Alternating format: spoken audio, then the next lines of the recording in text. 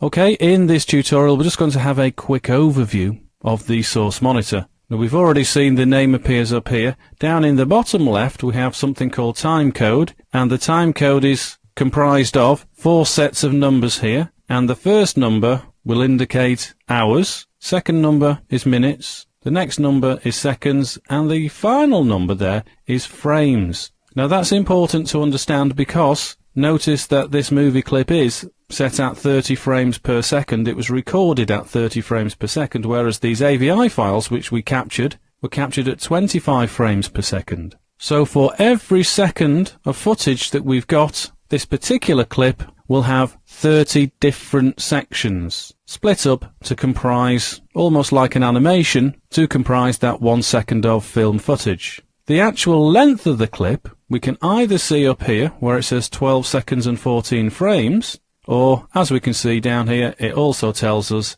in the timecode length of the clip, no hours, no minutes, but yes, 12 seconds and 14 frames. We can check the frame rate easily enough by looking here or looking up here, but if we've got this workspace set up so that we can't see this, then what you could do is just click, see this blue sort of little button here? This is called a CTI, the current time indicator. Well, if I just click a couple of times, notice we are now on, well, we've got up to 24 frames, and if this was a clip that was 25 frames per second, it isn't, it's 30 as you remember. If we got to 25 frames per second, if I click one more frame, then this wouldn't go to 25, that would disappear and go back to 0, and here in the seconds part of the time code, then that would go up to 1 second.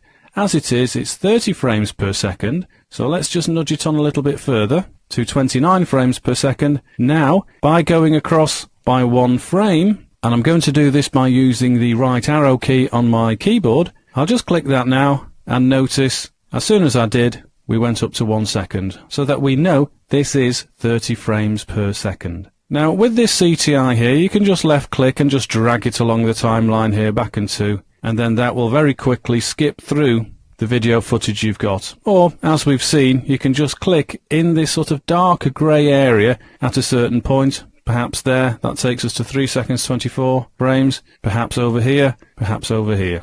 Okay? Also what I want you to notice is, see this area here where it says fit? Well, this is the, as you can tell by the tooltip there, this is the zoom level that this clip occupies within the source monitor. If we want to change the zoom level, just click on there, left click on there, and perhaps you want it to be 75%. Perhaps you want it to take up 25%, although I don't know why, because it's far too small. If you want it to be 100%, clearly, then you would go there. But because this clip area, the pixel dimensions, is slightly larger than the area set up in the source monitor here, you would have to drag up and down there to see it all. So what I always do is leave it on fit there. Okay, so it squashes it into that area. Premiere Pro adapts the dimensions to make it fit exactly.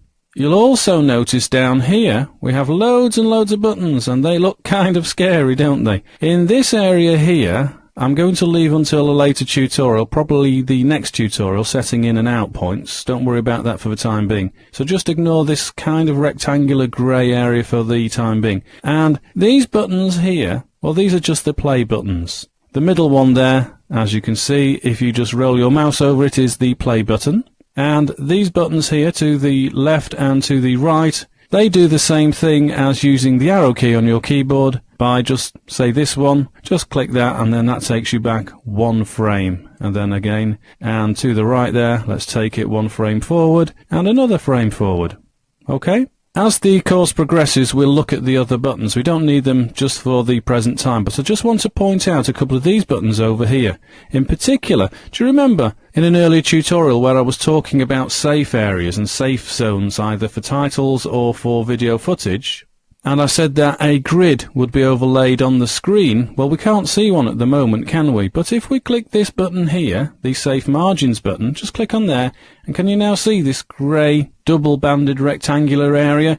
Well, the inner rectangular area is the Safe Title Zone, and the outer rectangular area is the Safe Viewing Zone. So anything outside of this could possibly show up on your TV screen, but as I said in the early tutorial, it might not It all depends on how your TV sets are set up and how they are transmitted. You have no control over that, unfortunately.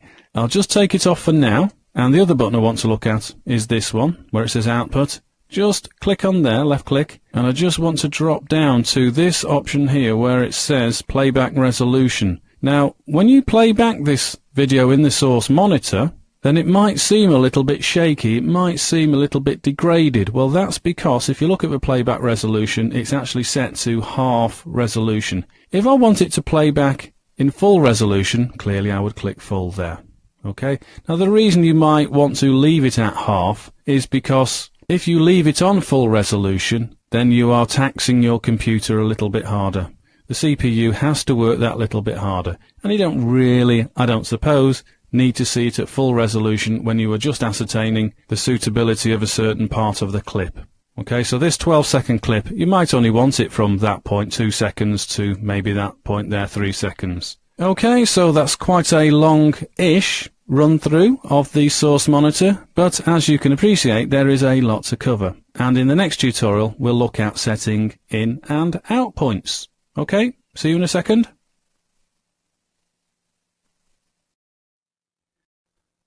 The last couple of tutorials saw us introduced to the source monitor over here.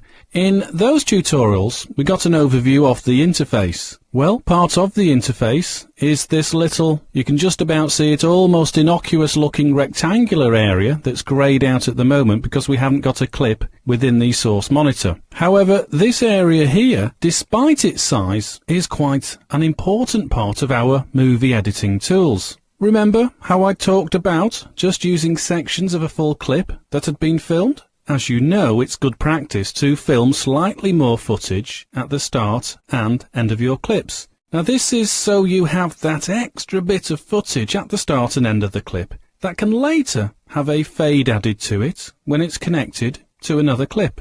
We'll get to transitions in a later tutorial. Additionally, you might have some movie clips that last longer than required because you were waiting, for example, for a passerby to get out of shot. Whatever the reason, we frequently have video clips that require trimming. And that's what we'll do in this tutorial.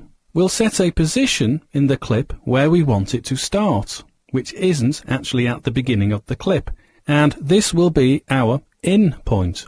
And we'll also set an out point where we want the clip to end, which isn't necessarily the end of the clip. And as I say, this section here, these in-out buttons here make this possible. I'll just open up the raw file here, the raw folder, or the raw bin, call it what you will, and I'll just bring in one of these clips at random. I'll just go for number 3 there and just left click and drag it over onto the source monitor there. Now, as we've seen previously, here, we get the full length of the clip, 14 seconds and 22 frames. Well, I don't want to use the whole length of this clip, all 14 seconds. I'll just click the play button so you can see it through. Okay, not a great deal happens. Let me just drag the CTI to the beginning. Not a great deal happens at the beginning of the clip, up until probably around here, where you can just about spot these trees blowing in the breeze. Quite a still, warm day when I filmed this footpath that runs across the fields on a country walk. It was a very still day, except for an occasional breeze that blew through the trees. So it's that section that I want to use just as these trees blow around. Okay, so that's the actual clip that we are going to use. Now, owing to the way these VTC tutorials are created for you, I'm going to pause this clip here and hopefully keep the file size down and pick up again in the next tutorial, where we'll go through this panel here with all these different buttons so that we can set an in and an out point. Okay, see you in a moment.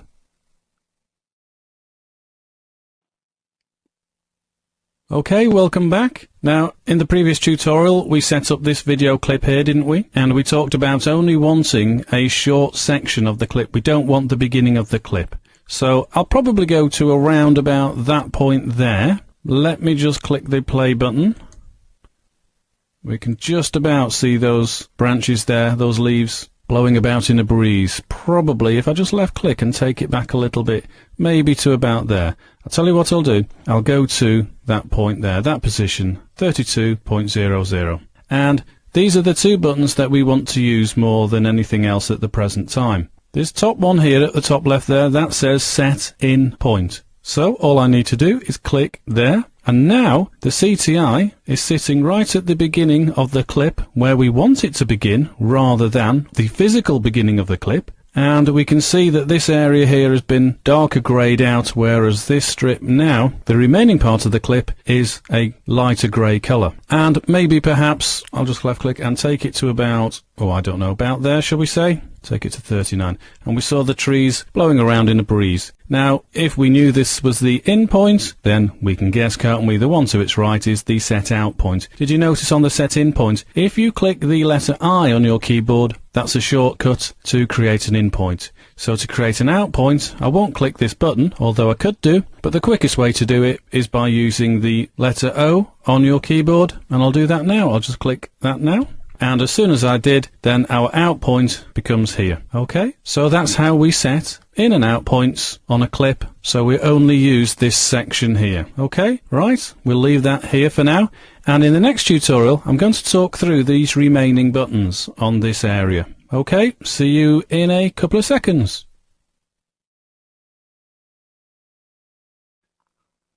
Okay, we saw the in and out point buttons here. Clicking on the set in point creates this position for us, the beginning of the clip where we want it to start, and this button here is the setting out point. Okay, that's what we did in the last tutorial. Now imagine our CTI was somewhere over here and we wanted to go to the beginning of the clip there, not the physical beginning of a clip, but this part of the clip here where our in point is. Well, we could drag the CTI until we can just about find it there. And just notice when I do drag the CTI over the beginning there, just up here, a little symbol pops up to say, okay, you've hit the beginning. I'll just drag it over slowly and see it pop up there. So now I know that that is the beginning of the clip. But if I want to do it quickly, then just click over here anywhere on the area that we want to keep. And these buttons here, this first one on the left, go to in point. So just by clicking that, takes me directly to the in point there. And you can guess, this will take me to the out point. I'll just click there and that takes me to the end. And one more button here I want to look at. By clicking this, it will play the whole section for us. No matter where we are, we could be anywhere on the section that we are looking at. By clicking this, it will immediately take the CTI to the beginning of the in and out point and just play it directly to the end. So all you need to do is just click there and immediately it plays it along for us without us having to worry about setting up a loop point. Okay, that's one way of doing it. If we did want to loop this point back and two, we won't do the whole thing. Let's just bring the out point over here. And did you notice what I did? Just roll over it until you get that sort of little red symbol there. Left click and drag to where you want the out point to be. You can do the same with the in point as well if you want to. So if I wanted to set a loop up, I would just drag this to, say, perhaps there. Go to this button where it says loop, click on there, then click play. And we can see that this section keeps repeating for us. It loops around the same section. Okay, until we click stop there. Okay, so now we've seen what these buttons do, going to the in point and going to the out point and playing the in point to the out point, and we've seen the loop function here that plays the section that we've got over and over again. A very useful looping function if we're trying to get this synchronized to an exact moment in time on that clip. If I want to take this clip onto the timeline, this section of the clip, between our in and out point, then all I need to do is click one of these two buttons. Now they operate in two slightly different ways, dependent on if there's anything else on the timeline. But I'll just click this one for the time being where it says insert, and as soon as I click insert, it comes onto the timeline. Let me just expand this so we can see it a bit better. And take the CTI to the beginning.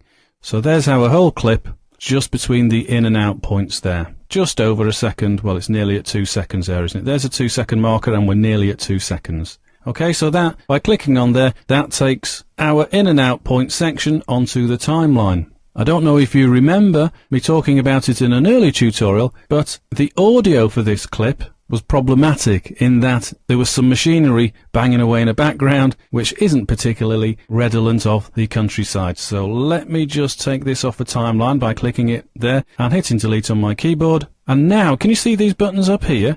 There's one here that says drag video only and this one says drag audio only. So rather than clicking this button, to insert the audio and the video element of this clip onto the timeline just by left clicking on there where it says drag video only. Left click and just drag that to the timeline, and that only brings in the video section. It omits the audio section that should have run along underneath this length here. Okay, right, we'll leave it here for this tutorial now that we've seen what these buttons do, and what these buttons do, and what these buttons do, and what these buttons do. Great stuff. Alright, see you in a second or two.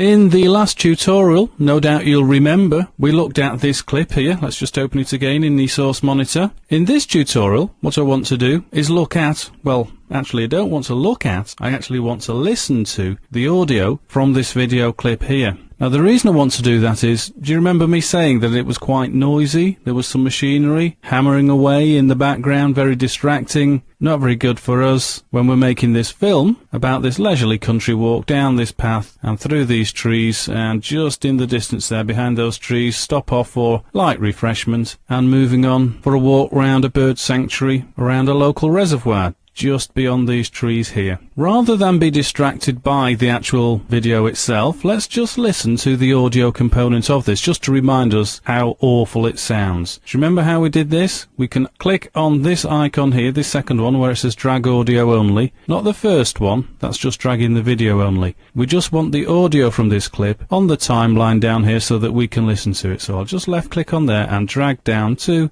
the audio track there. We can close this down now, we don't need that open, just close it for now. And to listen back to this audio, we now go over to the program monitor over here, just click this play button, and now we can hear the sound of nature, I suppose, with that awful machinery banging away. I'm not really sure what it was. I think it was some builders building an extension on a house nearby. So as you can tell, it's of no use to us whatsoever on our country walk. So, what do we do about this? Well, we could try and clean the audio up using something like Sound Booth, and the quickest way to get to Sound Booth is just left click on the actual track itself, then right click, and go up here to where it says Edit in Sound Booth, and just across to Render and Replace. Okay, Sound Booth is opened up for us now, and this is the audio component of what we just heard from that video clip. We could play around with these tools here where it says Clean Up Audio and try and get rid of the background noise, and in all honesty we'll have varying degrees of success. Sound Booth is very good, but it's not absolutely perfect for cleaning up noisy recordings. So I'll just close Sound Booth now and I'll show you another method. Okay, back in Premiere Pro. As I say, we could try and clean up the audio in Sound Booth, but I think the easiest way for something like this video clip, whereby the ambient noise of nature there is only in a way incidental, the best way I think is just to replace that audio with some new audio. Now there are various sound libraries that you can buy nature soundtracks from, but I think probably the cheapest way is just to stick a microphone out in the garden and just record for say 30 or 40 seconds. That's exactly what I've just done. Let me just get rid of this first of all off the timeline, left click there and delete. And I'll just bring in some audio. So I'll just go to my audio folder, clicking on there. I'll right click and import, and I know that I've got some audio recorded in here, these mono tracks. Now the second one there, mono 001, is the audio I want to bring in. So I'll just click open and reveal it, and there it is. Double clicking this brings it up into the source monitor. So that's good, isn't it? Now we've learned something, that the source monitor isn't just for video. As I said in an earlier tutorial, we can use the source monitor to ascertain the value of any source material, whether it's photographs, whether it's video, whether it's audio, as we have in this case. So let's have a quick listen to this. Is this any better? I think it's marginally better in that there is some bird song singing away in the background there. That's the sort of thing we want to hear when we're on the country walk, certainly when we're trying to make this film. So this sounds an awful lot better to me. Let me just stop it for now. As I say, this sounds an awful lot better to me, and providing it was fairly quiet in the background, and then you put some narration over the top of the video clip itself, then I don't think anybody would have any idea that this was recorded in a slightly different location Right, so how do we combine the two? Well, we've got this source monitor open up with the audio here. Let's go back to the raw footage and let's just double click on there to open the video. Now this time all I'm going to do is I'm not going to drag the whole video with the audio. I'm not going to go on the audio only, I'm going to go on the video only. So left click and drag the video track down to the timeline. I don't need to see the video track anymore, so I'll just close the one that's got the highlight there. So I'll just close that one. Now I've only got the audio, so now notice I can only drag the audio, understandably, because it's only an audio file. The video section there, drag video only, has been greyed out, so we can't drag any video from this. So obviously we just drag the audio onto the timeline there. Now of course you'll notice that the audio is much longer than the video clip itself. Well, no problem. All we need to do is go up here to the razor tool, come down, and we need to cut at the end there. Now probably the best way to do this for precision is we'll bring our CTI to the end of there just by clicking on this button. That takes us right to the end. So now our CTI, the red line going down there, if we just click there on the audio with the razor, then that has now been split. So I'll just go and delete that part there. We go back to the beginning of the file. Let me just get rid of the source up there. We don't need that now. So when we play these two tracks back now, the audio and the video, this is what it will sound like.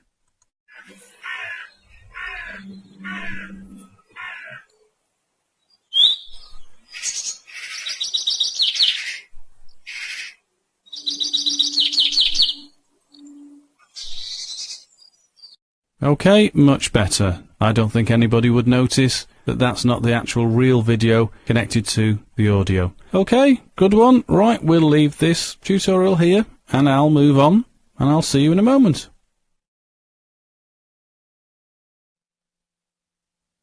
Now this section of the course draws to a close. I thought I'd very quickly show you where we've got up to with our opening sequence. I've added some music and a title so you can see the sort of things we'll be looking at in the next section of tutorials, where we'll get more into the details of how to assemble clips on the timeline so that they become a whole opening sequence. Okay, have a look.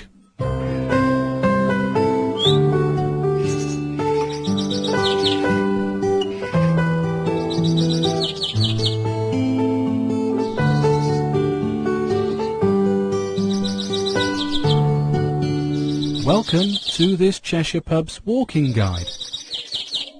Okay, in the next tutorial then, we'll look at the timeline in more detail, the program monitor in more detail, time code in more detail, the CTI, you know what I'm going to say here, don't you, in more detail, and further audio components. Okay, see you in the next section.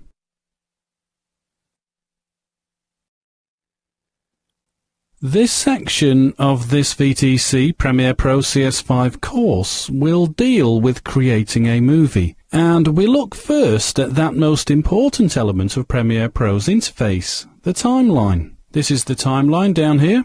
I say most important because the timeline allows us to assemble multiple clips in sequence, so that when played back we get a clear, concise and well-edited movie sequence. Now, we have glanced at the timeline during the latter stages of the last section of this course, but I want to provide more details in this tutorial. So, let's have an overview look of the timeline. Well, the timeline works from left to right, and as you can see, we've got a time sequence along here, 1 second, 2 second, 3 second, 4 second, etc. And the more we use the timeline, the more we inhabit it with movie clips, photographs, whatever, the longer the timeline extends. As you can see, the timeline is made up of a video track and an audio track. Now, when you set this up initially, you will get, by default, 3 video tracks and 3 linked audio tracks. Now, just to save some screen real estate space for this tutorial, I've deleted tracks 2 and 3 and just have video track 1 here. Now, no doubt you'll remember during one of the first tutorials in this course, when we set the project default, then we set the track count to be 3 of each, 3 video tracks and the 3 linked or related audio tracks. So by default, you will always see 3 tracks here. Now, additionally to these video tracks, the video track here and the audio track, you can see just at the bottom there where it says master. Now that is a master track, and the master track controls overall fluctuations in audio level and video opacity when required. So in effect, however many video and audio tracks you have on the timeline, and no matter what they do in terms of volume going up or down, the master track allows you to set the overall volume, or indeed the visuals too. I tend to leave this set at the default for most projects.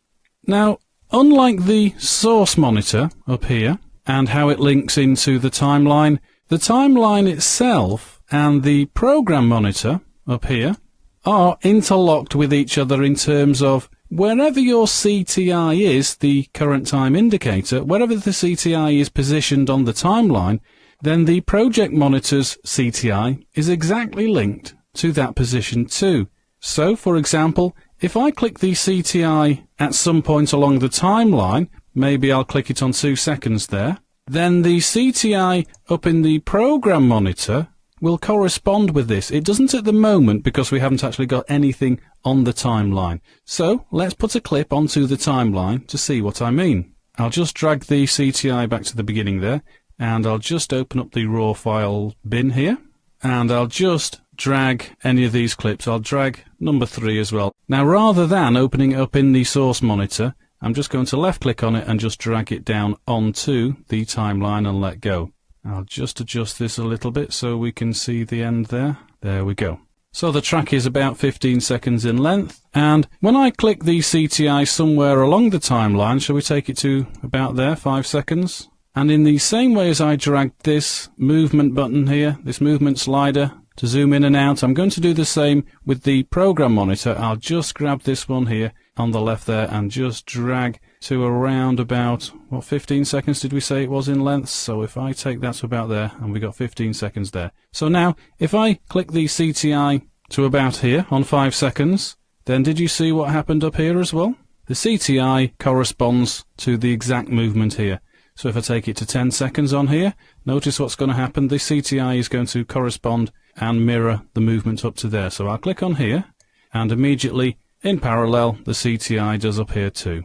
I'll just go back to the very beginning. Now I could just left click and drag it, or this button here, go to previous edit point. I'll just click there, and that takes us right back to the beginning, both in the program monitor and on the timeline. So, by contrast to the source monitor, the program monitor works in parallel with the timeline to provide 2 different perspectives of how your movie is assembled. The program monitor, of course, provides the visuals of the film as it plays back your clips in sequential order, whilst the timeline provides information about how the sequence is assembled.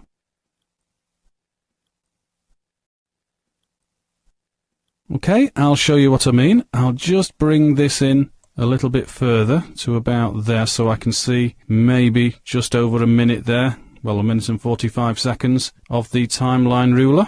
And I'm going to take the timeline to the end of the clip there, so I'll just click so it goes right to the end. Of course, the program monitor goes black. The CTI isn't over the top of a clip in any way. It's right at the end of the clip and at the beginning of what could be the next clip, but clearly there's nothing there at the moment for it to show, so hence that's why it's black. Okay, so I'll show you what I mean. I'll just quickly add a few clips to the timeline. Now, I'm not going to worry for this example about trimming the clips to the correct or relevant length. We saw in an earlier tutorial how to place clips onto the timeline using the source monitor up here, but for this example I'll just drag and drop the clip from the correct panel onto the timeline area. Now, as you've just seen for this example, I've just dragged and dropped this clip onto the timeline. Now what I'm going to do is I'm going to add a couple more of these video clips. I'll just scroll down and pick a couple of different ones, perhaps this one and maybe this one. And because I've got these 2 clips highlighted, and if I come down to this button here, remember this automate to sequence, and I'll just click on there to get the automate to sequence user interface open. And as you can see here where it says transitions, I've got these two checkboxes ticked to apply a default audio transition and to apply a default video transition. And the clip overlap will be 25 frames. Now, because I'm using the PAL system, remember 25 frames translates to 1 second. So I'll just click OK. And now we can see two more clips have been added to this section. I'll just zoom in a little bit so that we can see by clicking up here a little bit more on the timeline. Okay, so we've got the first clip there, we've got the second clip and the third clip. Now, because I use this button up here, the Automate to Sequence, to link these two clips in, then remember, as I've just shown you, we've got a default transition between the two clips. So, just to reiterate then, the program monitor up here provides a visual view of the clips on the timeline, whereas if you prefer it, you can use the timeline down here to see informational views of the clips that constitute our timeline or our sequence so far. Okay, right, see you in a few moments.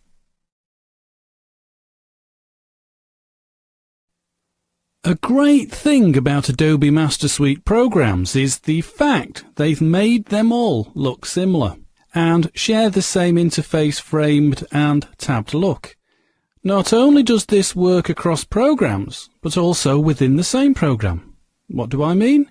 Well, the focus of this tutorial is going to be the program monitor over here, and you could be forgiven for thinking you've seen and heard me talk about the program monitor when I showed you around the source monitor over here. Well, you'd be right in thinking the source monitor and the program monitor look the same. However, they do act in a different way despite sharing the same buttons.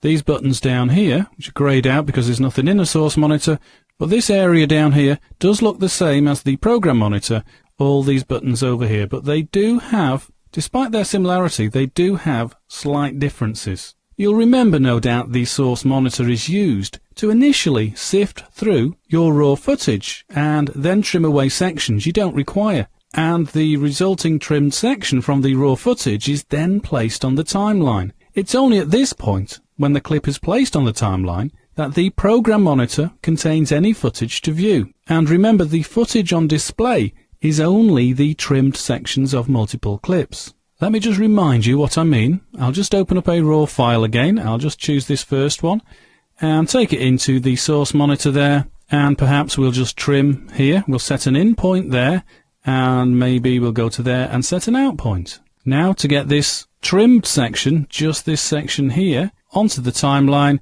just press this button here, the insert button. Now, I want you to notice this because it comes up as insert, whereas if we're on the program monitor over here, the same button comes up as lift. It does look the same, but you can just about see there's a slight difference in that icon there. There's like a little arrow pointing upwards to indicate lift, and with the source monitor there's an arrow there on the insert there to point down. I'll just click on the insert button and I'll just ignore this error and I'll just click OK, and there we go. I'll just expand that a little, go to the beginning there, and so this couple of second clip here has been taken from this longer portion of the original clip here.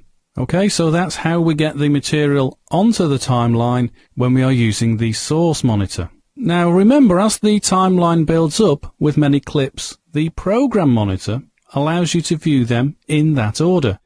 So it's only at this stage we can call our movie anywhere near complete, i.e. when we've built up lots of different clips, sections of clips along the timeline. In fact, once we have the necessary clips in place, we could regard the film finished. I say finished, this is unless of course you want to provide it with more polish by adding fades between clips and adding video effects. But if we don't want to add any transitions or effects, then really whatever we have on the timeline, that will constitute the finished film. Let me just remove this from the source monitor, we don't need it there, and I'm going to remove this video clip from the timeline as well, and notice it's going to delete up on the program monitor too, so I'll just delete it there. Don't worry, it hasn't deleted it from our raw bin, it's still there. Okay, so all that said, let's look at the buttons and functions on the program monitor, and despite the similarity to the source monitor, I'll indicate the differences. I'll just put something onto the timeline. I'll take this photograph onto the timeline, I'll just drag and drop there.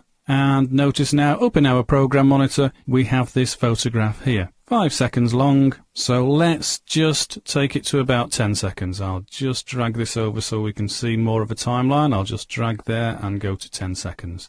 Did you notice what I did then? Just roll your mouse over to the end of the clip. In this case, it's a photograph until you get that little red icon there with the double arrows. Left click and just drag to whatever length you want it to be. As I say, I'll take it to about 10 seconds there. Okay. We'll go up to the program monitor, have a look at this. As I said earlier on, we've seen all these buttons over in the source monitor. We have the set in point there, and the set out point, and the go to in point and go to out point, and the play in to out point. We did see all these when we were looking at the source monitor. However, in the program monitor, they do act in a slightly different way. I'll come back to this in a second. I just want to go across over here.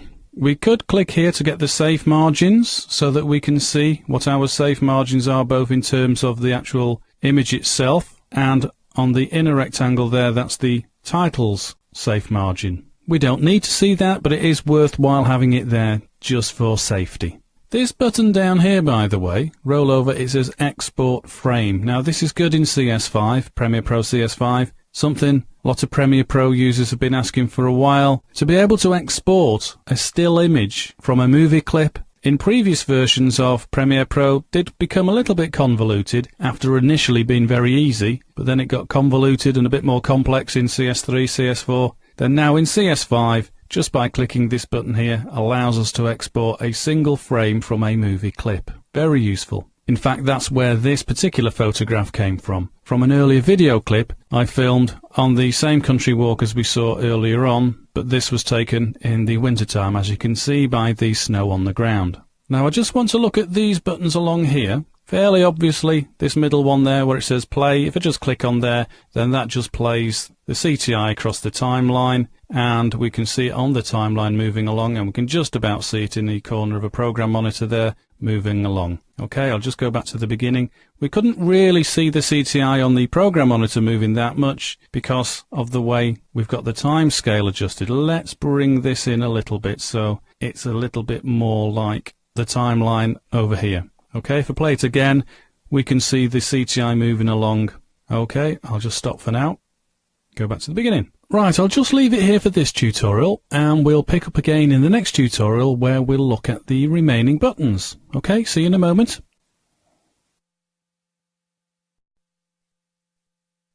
Okay, welcome back. Let's just continue. In this tutorial, we're going to follow on from the previous tutorial and look at the remaining buttons in the program monitor. Now, I want to look at these buttons because they sort of work in a slightly different way.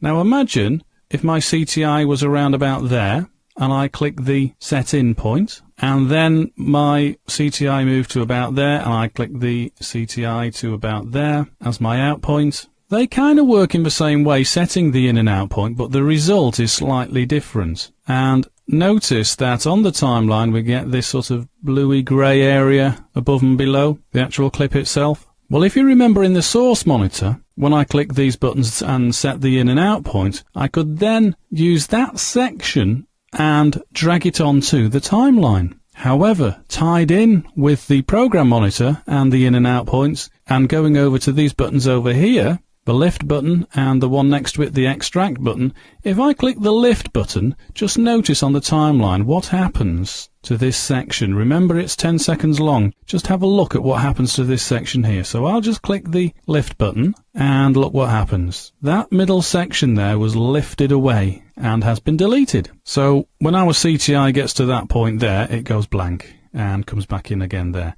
Okay, so that's a slightly different tool here, this lift tool. I'll just undo that by hitting Ctrl Z on my keyboard. And now we'll go to this tool here where it says extract. And notice now what this does. I'll click this now. Did you notice what happened?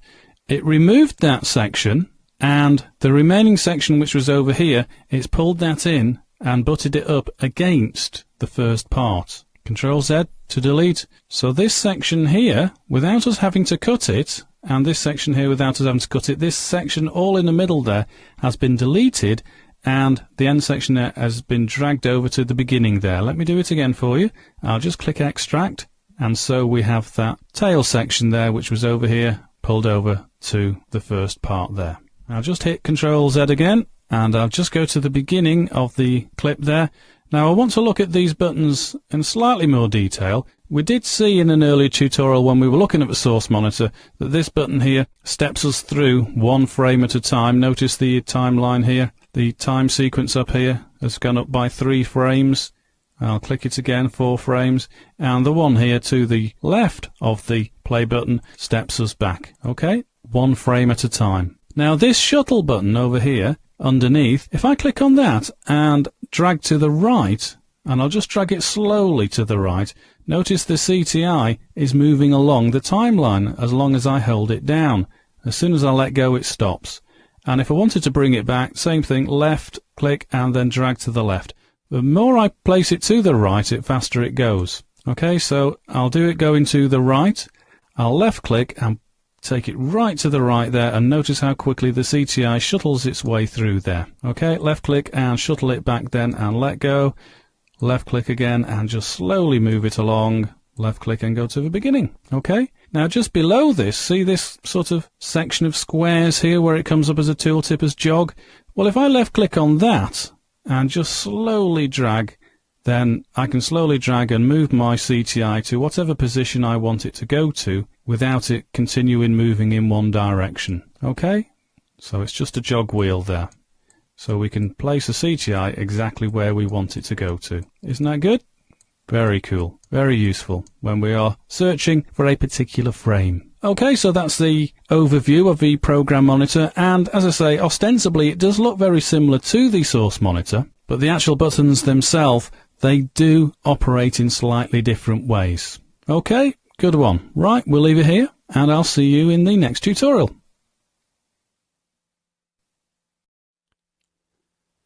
I know I did say in the first tutorial of this chapter that I'd look in more detail at the timeline in tutorial 3. Well, I felt there was one further tutorial required before I got to this anticipated tutorial on looking in close-up at the timeline and how it is structured or presented to us. Now by default, what is set up originally down on the timeline here is a display of 3 video tracks with 3 related audio tracks, with a master track at the bottom. Now I just want to grab a little bit more screen real estate with the timeline here, so see the board here, I'll just roll over it, left click and drag up there, so I've got a bit more room here to maneuver. Now it's important to grasp the video track lane. This one, for example, video track 1, is linked to a partner audio track lane unless specifically unlinked, and there'll be more on this in a moment. I can't show you unless I put something actually on the timeline. But by default, if I import a clip onto video track 1 here onto this lane, then the embedded audio that was recorded with the video automatically lines up in sync with the video on track 1 there, video track 1. I'll just show you what I mean. I'll just grab any of these files. This first one will do, drag it onto video track 1, and notice the audio track there automatically runs in parallel with the video track. If I left click the video track there and just move it somewhere else, then of course the audio track is locked to the video track, so moves with it. Okay, easy enough. However, if I wanted to unlink the audio from the video track there, just right click either on the video track or the audio track, it doesn't really matter, then go up here to where it says unlink, just click on there, and now either of these 2 tracks, the video track and the audio track that were, until a few moments ago, linked, now then they can be manipulated and moved around the timeline independent of each other. So for example, if I click on the audio track now, left click and just drag it, I can move it to somewhere else. And I suppose you'd only ever really do this, i.e. move the audio track away from its synchronized video track, if whatever was recorded on the audio track actually isn't that important. And just to delete either from the timeline, just left click, hit delete on your keyboard, and left click and hit delete on your keyboard for the video. Now, talking about having no audio embedded, let's have a look at this photograph we looked at in the last tutorial. Left click, drag it onto the timeline there. Then of course, because it's a photograph, there is no audio embedded with it. So we can see on audio track 1 there is nothing on the timeline. We only have the photograph running along the video 1 lane there. Okay, makes sense. Now, as I've said previously, when we set up our project originally, by default, unless we change any of the settings, then we will get 3 video tracks plus the 3 linked audio tracks placed on the timeline here.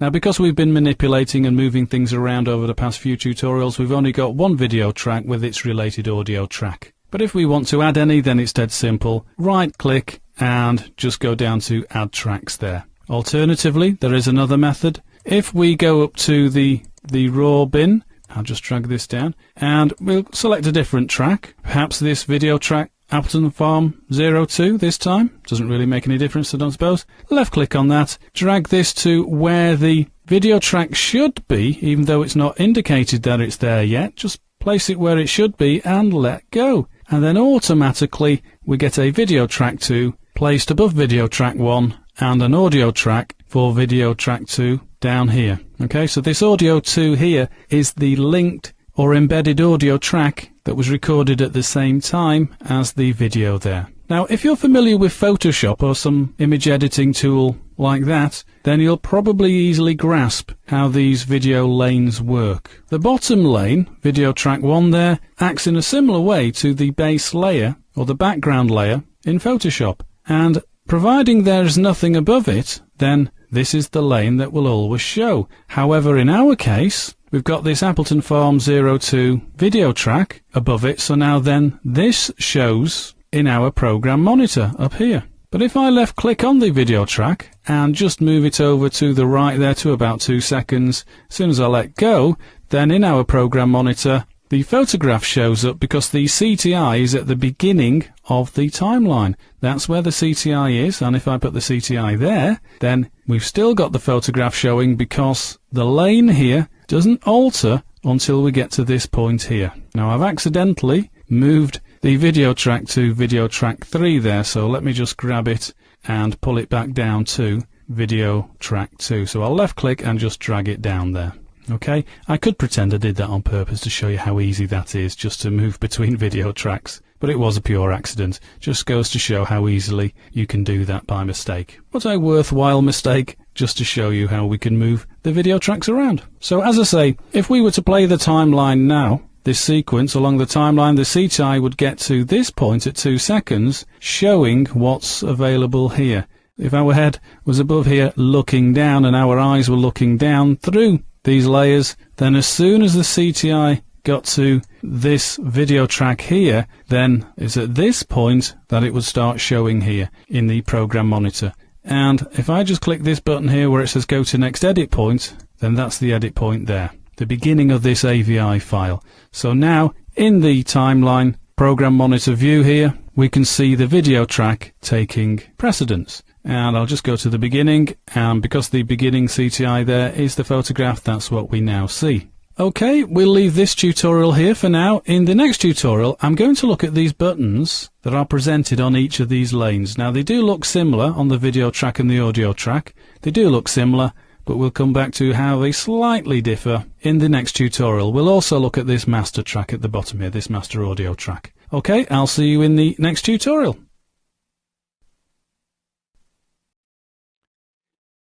In this tutorial, we're going to continue and look at the track parameters and buttons that we can see down here. But before we do anything else, let me just remove this video track 3 here that has nothing on it. So very easy, just right click and drop down to where it says delete tracks there, click on there.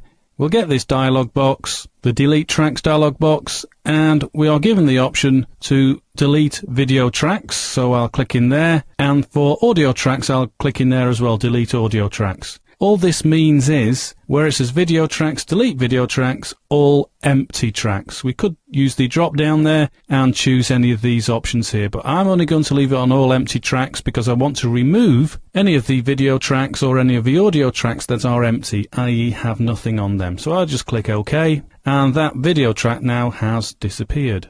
Good one. And I'll just drag down the divider here so I've got more room. I'll go to about there, I think.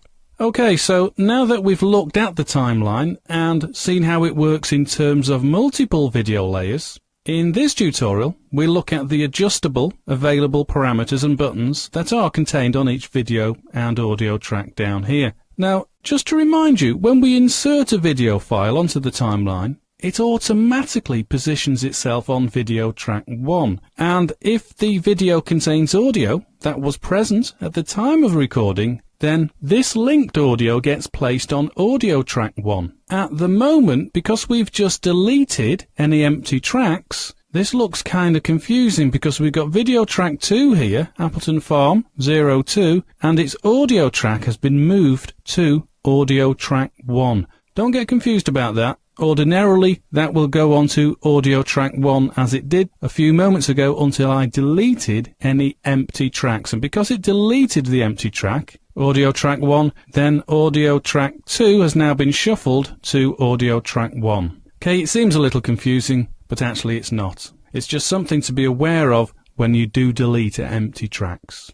Now, as we add video files to other video tracks, then the higher number, and I mean this numerically and physically, i.e. video track 2 is physically higher than video track 1 and numerically also, well then this higher number is the track that displays over the first video track, as we saw in the last tutorial. Now, there is a significant difference in the way audio tracks work. In antithesis to the way video track 2 will ordinarily totally obscure video track 1, as it does here, this Appleton Farm 02, when the CTI gets to there, then this video track obscures everything underneath it, ordinarily. There is a way around this when we adjust opacity, but we'll get to that in a later tutorial. But ordinarily, the video track will obscure video track 1. But as I say, in antithesis to this, audio tracks do not blot out other audio tracks. No, if audio track 1 plays back on the timeline, then as soon as another audio track is added to audio track 2, for example, then the two audio tracks blend or mix together. Audio track 2 won't disguise or mute audio track 1. They will just mix together. Make sense? Audio track 2 does not mute the sound of audio track 1. Okay, so that's a significant difference between the two types of track, video and audio. In the next tutorial, we'll look at the video track buttons initially. I'll just take the CTI to the beginning there and click again to go right to the beginning. Okay, now I've clarified how video tracks obscure earlier video tracks numerically and how audio tracks blend together. In the next tutorial, we'll look very closely at these buttons here on the video tracks and on the audio tracks. Okay, see you in a moment.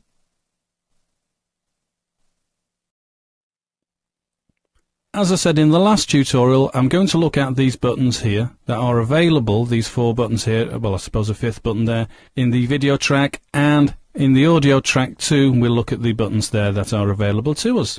Now at the moment, you might be wondering why video track 1 looks larger than video track 2. Well, that's only because, see this collapse, expand, track, reveal button? If I click on there, then it does the same thing to video track 1. It just collapses the height of the video track so that we can have a cleaner interface, so we don't have to see everything, all these buttons. If we're not going to be using them, then we can just click that and hide it. Okay, I find it useful to have it, but just remember this does use up more resources. This first button here on video track 1, where it says toggle track output, if I leave this as it is, then this will simply mean that wherever the CTI is, and in this case it's at the start of the file, then wherever the CTI is, it will allow the viewing of this particular track. If I turn this off, if you notice in the program monitor up here, if I turn this button off, then what Premiere Pro is being told to do is, I'll just click it now,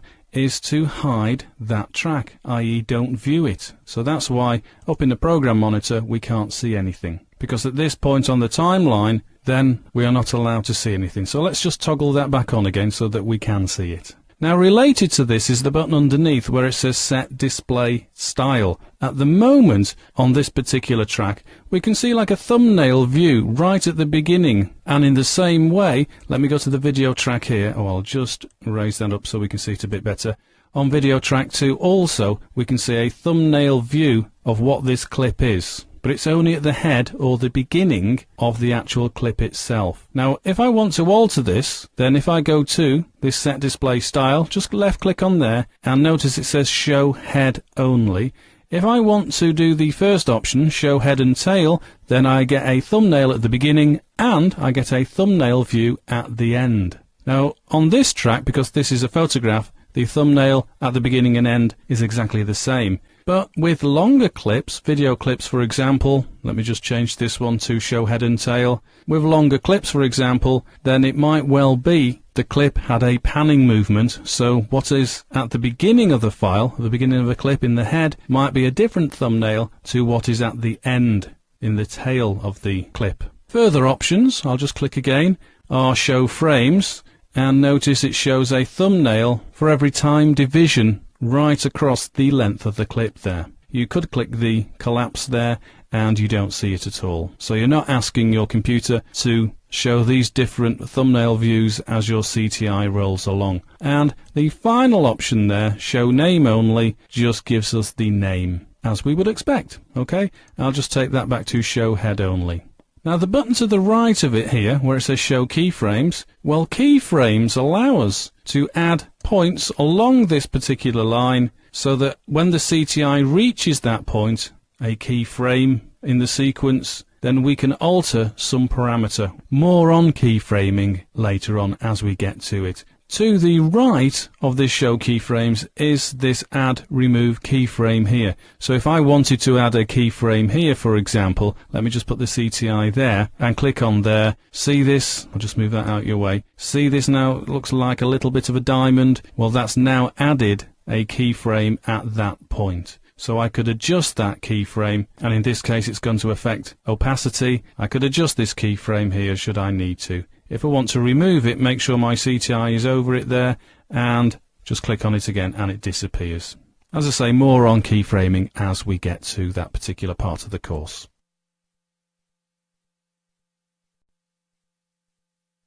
Now, do you remember in a previous tutorial when I just left clicked on a clip here and just dragged it around and I can move it around to whatever position I want to? Do you remember me doing that? Well, if I don't want to move this by accident, then if you click in this box here where it says toggle track lock, just click in there. Notice we get a padlock symbol and we get these crosshatch lines going across. Now then, I can't move it. I can left click and I can try and move it, but it won't let me move it whatsoever. So this is very useful if we are trying to move other files at the same time, but we don't want a particular file, a particular lane to move. Okay, so we would lock that. Okay, I'll just undo that. So now, of course, I can move it around. Okay, good one.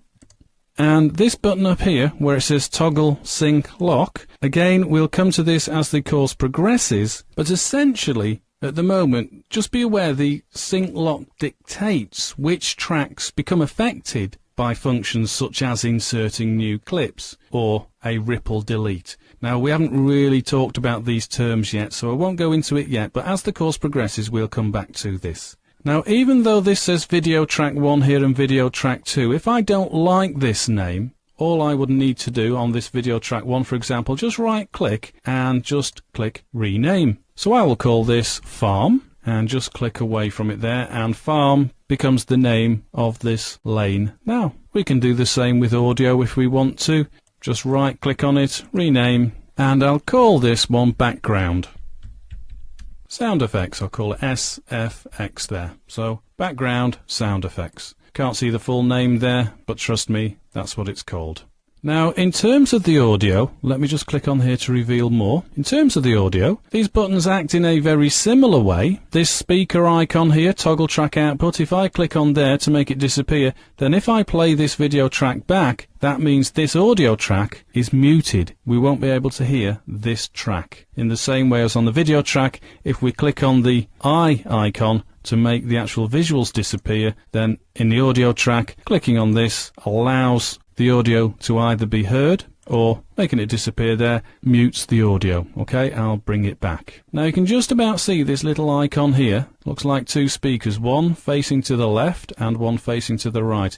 That just indicates that this is a stereo file. and we can see that by this L, R, left and right for the stereo file. If it was a mono track, we would just get one little speaker there. And below it all is this master track here. Now the master track controls the audio of multiple audio lanes. So at the moment we've only got one audio track, so this master track will balance out the overall volume of just this one track. Or if we had 3 or 4, 5 or 6, 10, 15 different audio tracks, whatever we set the audio track levels at, then the master track allows us to adjust all those audio tracks at the same time. There'll be more on this in the later section, in the audio section. Okay, right, let's leave that here now that we've looked at these buttons and parameters and what they do. Okay, good one, yet again. Let's move on.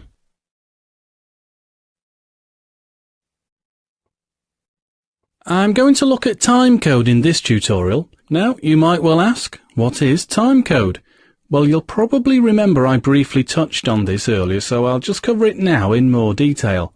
Timecode is made up of 4 settings that you will see at a variety of places on Premiere Pro CS5's user interface, and always appears in the same way as 4 sets of linked numbers. These are hours, minutes, seconds, and frames. Now, obviously, hours, minutes and seconds speak for themselves, but the last set of double-digit numbers, after hours, minutes and seconds, is the frame rate. When you set your project originally, you will have told Premiere Pro to work in a certain format, either PAL, as I do in the UK, or NTSC in the USA. There is a difference. Here in the UK, we use a frame rate of 25 frames per second, and this is the PAL format, whereas America uses a static frame rate of between 29 and 30 frames per second, 29.97 frames per second to be exact, and why not be exact, seeing as we're talking about timecode. By default, when you shoot footage to a digital video tape, part of the record process embeds a signal that contains timecode into the video recording. So, subsequently, by doing this, your captured footage then contains an integrated frame-by-frame positional reference.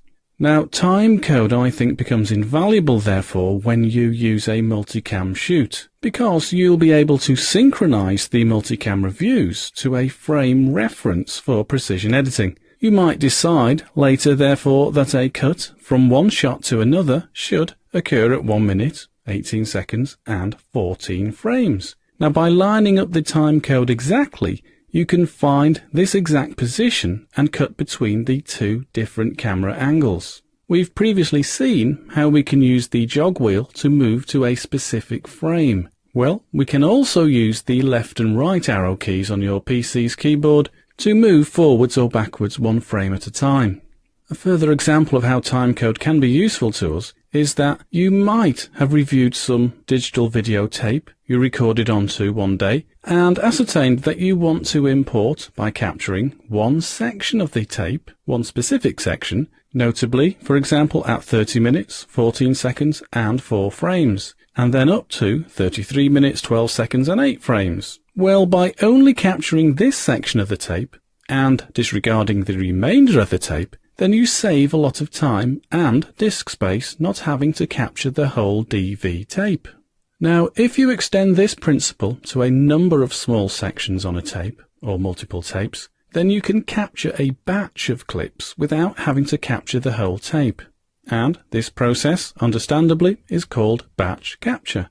Finally, in this timecode explanation tutorial, you can view a full DV tape connected to your PC via the capture panel and use the set in and set out points to log which clips to physically capture. The advantage of this is twofold, in that you can initially view your footage on your large monitor rather than your camera's small pull-out screen or viewfinder, and you only need to save required clips to disk rather than the whole tape. Okay, so that's how timecode operates and how we can use it in a variety of ways. Okay, let's move on.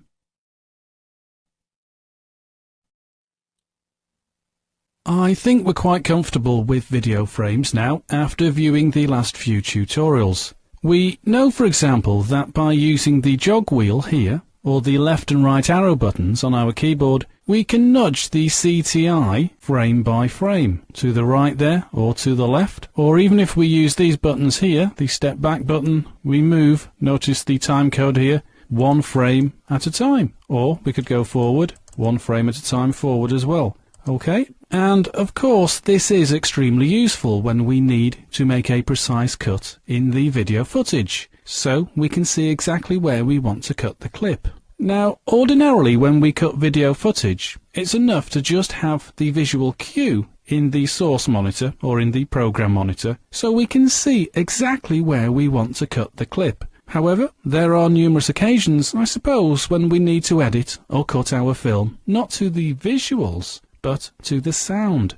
I'm thinking in particular of a music video, where edit points often bang in time to the beat. Well, this would pose no problem if the musical beat fell exactly at a frame position. But of course there's no way of knowing if this will occur. Therefore we need a method of not only editing our video footage so that we can hear where it cuts to the beat, but also a method of editing audio to a very precise detail. Well, Premiere Pro provides a method for this, and you knew that all along, didn't you? You knew I wouldn't be ranting on about this if Premiere Pro couldn't achieve this. So, what is this sonic solution? The answer? Audio time units. Now, don't think the use of audio time units is simply restricted to music videos. It also comes in useful during this Cheshire Pub Walks video, where background music occasionally plays. Now, before we look at what we need to do, let me explain a little about how audio is recorded. When you buy a CD from the shop, then the audio has been digitally stored at something called a sample rate. And for CDs, this is always 44.1 kHz. Now, in everyday language, this means that for every second of audio played, the sound was sampled or digitally stored at a resolution of 44,100 parts in that 1 second of audio. So for every 1 second of audio in your musical track or narration or any audio part, then every 1 second will contain 44,100 samples per second. We can appreciate therefore that the video frame rate of 25 frames per second for PAL or 29.97 frames per second for NTSC is considerably smaller than the audio fidelity of 44,000 samples or parts per second. Well, it transpires, therefore, that the audio in your film can be split into time units fantastically smaller and in closer, more minute detail than video footage. In fact, more than 44,000 samples because the video standard is 48 kHz rather than 44.1 kHz.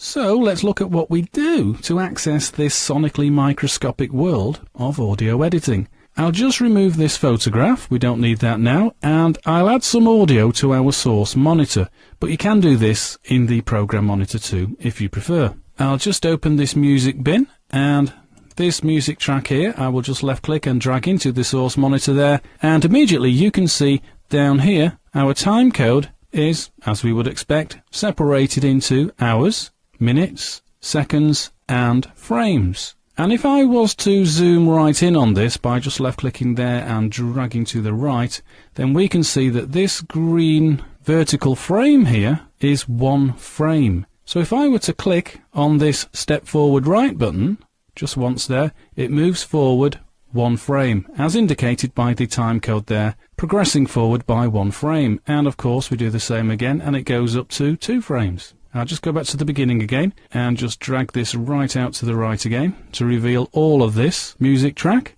So how do I get at the finer, more microscopic detail of audio units? Well, we haven't really looked at it so far, but can you see this little arrow up here? Just left click on there and move all the way down to the bottom there where it says Show Audio Time Units. Just click on there and now notice what's happened to the time code. We've got hours, we've got minutes, we've got seconds, and now our last section of numbers here is now split into 1, 2, 3, 4, 5 zeros. and we can see quite visually that this could go right up to 44,100. Remember what I talked about? 44.1 kilohertz or 44,100 samples per second. Well, now, if I drag to the left here so that we can zoom right in, this vertical green bar here now is one audio sample in length. So if I were to click this button now, the step forward button, click on there, we would only progress by one audio sample, which is considerably smaller. I haven't worked out how much smaller in terms of a percentage, but it's considerably smaller than 25 frames per second. Okay, let's click it again. 2 sample units, 3, 4, 5, 6, 7, 8, 9, 10. Okay, and you can see that the scale under here too has altered to mirror the fact that we are now looking at audio time units. If I were to switch back now, I'll just go up here and drop down to show audio time units and click again to unregister that, then we can see our position seems to be that we haven't moved at all because of the fraction of amount that one audio time unit is compared to the full frame per second.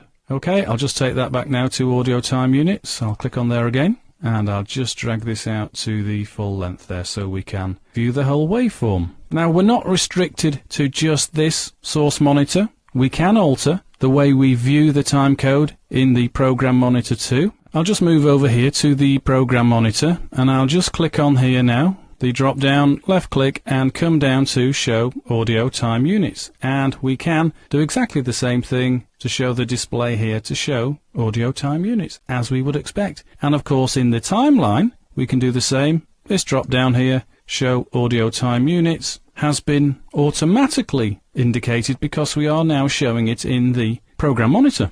If I were to change this back in the program monitor, I'll take audio time units off and notice also in the timeline, then this reverts back to just simple time code. Okay, so even though the source monitor can be set independently, the program monitor and the timeline here, whatever we use here, audio time units or the frame rate, then these are tied together. Right, that's how we distinguish between video frames and audio time units when we are using the time code within Premiere Pro. Okay, good one.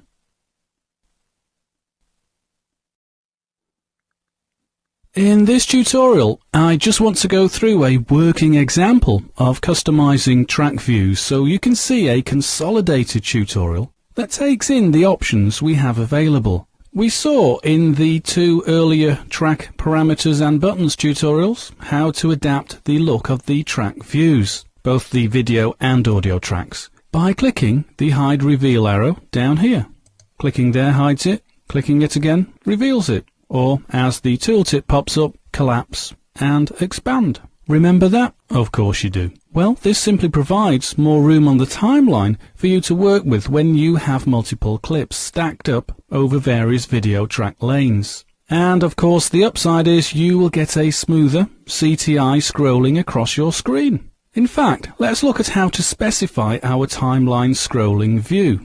I'll just place something onto the timeline. I'll just drag this photograph onto the timeline there and just expand a little bit there. There we go. To specify the scrolling view, just go up to Edit there, drop down to Preferences and across to General, and see this section here, Timeline Playback Auto Scrolling? Well, we have these options. At the moment it says Page Scroll, but I'll just drop down and we get No Scroll or Smooth Scroll. I'll leave it on Page Scroll where it was and just click OK. And I'll just expand this so that the photograph goes off the screen here. It goes to the right in time. So that when I click play in a moment, the CTI will move across the timeline here, and you'll notice what happens when it gets towards the end here. I'll just click play. So as you can see, it's moving along, and as soon as it gets here, it scrolls. The page scrolls. Okay, so we get the remainder of the view here, from around about 3 seconds to the end there, 5 seconds. I'll just go to the beginning, have a look at it again. So it's static at the moment, and as soon as it gets towards the end, then it jumps to the end there. Okay, let's go back up to Edit, down to Preferences, across to General again. Now this time, I'm going to choose Smooth Scroll rather than No Scroll. I think you can imagine what No Scroll will do. It won't scroll at all. So I'll just go to Smooth Scroll now, click OK, And notice now what happens to the timeline when it gets to around about here, around the middle section. See what happens to the timeline view. I'll just click play. So the CTI is moving across, and now notice how the CTI scrolls with it. Go to the beginning once more.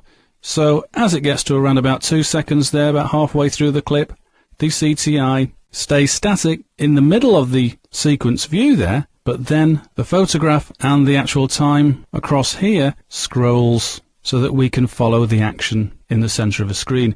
The thing you need to bear in mind with that, though, that will of course use more CPU. Hence that's why I tend to leave it at edit there, go to preferences. I tend to leave it at page scroll. It's much more convenient and much more fun to have smooth scroll, but as I say, it does take up resources. I'll just click OK there, and there we go. Now, additionally, we've seen how to set the video or audio track's display style for when we do have the track revealed, as we have here. We haven't got it collapsed, have we? We've got it expanded. So when it is expanded like that or revealed, we've already seen how to show the track style there. Let me just bring this in a little bit so we can see all the clip here. So at the moment, we've got this clip showing the head and the tail of the clip there, the thumbnail at the beginning and the thumbnail at the end. But if I wanted to change that, remember, move it from show head and tail to just show head only, or show frames for every single frame across the sequence there, or finally show name only. I'll go back to show frames.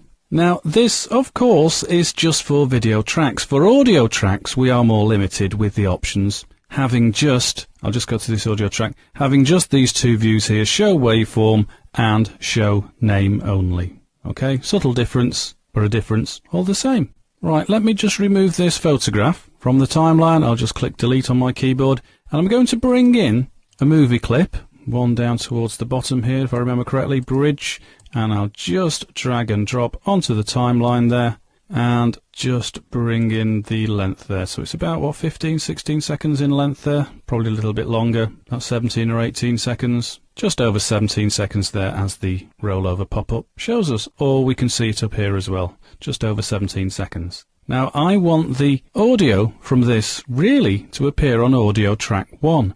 Now it hasn't done for a reason. Let me just explain why. I'll just move this up here so we can see it a little bit better. Now the reason is audio track 1 won't accept this audio track, even though it's embedded with video track 1. It won't accept it because audio track 1 is a stereo audio track, indicated, you'll remember, by this double speakers here, one sending out to the left, one sending out to the right, and the LR there, left and right.